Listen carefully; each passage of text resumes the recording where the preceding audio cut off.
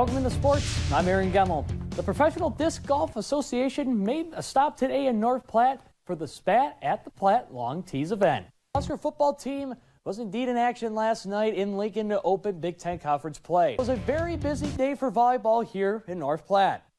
So let's check out some of the action, starting off with Maxwell and Hershey. Both schools battling at St. Pat's at the St. Pat's Triangular. Earlier action in the first set, Kylie Wyman sets up Jenna Miller beautifully for the kill, and the senior delivers, scoring the point for the Wildcats. Christina Stengel dishes it to Kaylee Softly, and the freshman connects from distance to extend the MHC lead. Adriana Reyna up at the plate for the Bulldogs, gets great contact on the ball, and the sophomore gets on board with a single. The early morning hail and thunderstorms did not stop the 46 golfers from coming out to Cody Park for the event. This gauntlet was the main group that helped put on the tournament and have been making their names known in disc golf for around 6 years. This event had many professional disc golfers competing for a grand prize, along with beginners and amateurs taking on the difficult course in North Platte. The North Platte Community Nights women's basketball team did in fact celebrate it today. The team also had an autograph signing and free admission to the basketball game this afternoon.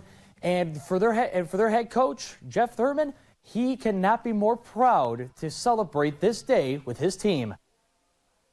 Oh, it's paramount, right? To recognize no matter what level of sport it is, no matter what level of girls or women's sports it is, it's extremely important that they're recognized, because they just put in just much time as the boys in the men's side. So, again, I'm proud of them, and couldn't be more blessed to be around this great group.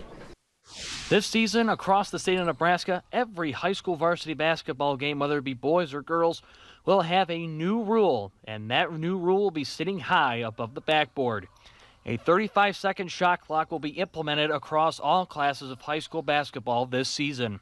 Last season, the shot clock was introduced in boys and girls basketball in classes A and B, and now every class and every team will have to adjust to the NSAA's newest rule. As teams are preparing for the upcoming season, coaches, though, are not at all worried or concerned about the shot clock being a huge difference maker this season. I believe that the shot clock won't affect us much. We try to do fast break primarily, 1 to 2 passes, try to get a layup. Shot clock, we played with it this summer a lot in Denver. It never really did anything with us this summer. We want to run, we want to get layups, so it kind of doesn't affect us. But shot clock will be a focus later, but for now, I want our kids to focus on busting it up and down the floor. And if we're working hard and getting up and down the floor, I don't think the shot clock will be as big of a problem for us. But ultimately, it's going to have zero effect on us. We're looking for quick shots, early shots all the time. We're a transition team, so we're happy it's in. Actually, we would prefer it be a 24-second clock, just like the NBA. Let's shorten it up and play real basketball. So, until you get out there and start experiencing, I guess you don't really know. But hopefully, our kids can get some shots off in our transition game, and it won't become a factor. And it's not just coaches that are worried about the shot clock. Players from schools across different classes are not worried about the newest 35-second timer affecting their team's game and overall execution. But they are preparing for certain situations that collegiate and professional players practice every day.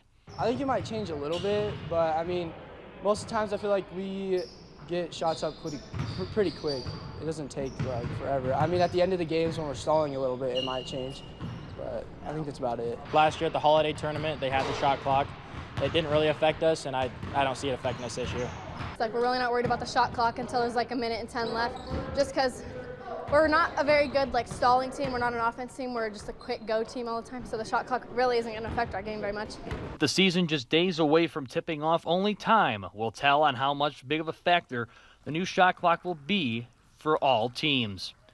Reporting in North Platte, I'm Aron Geml, News 2 Sports.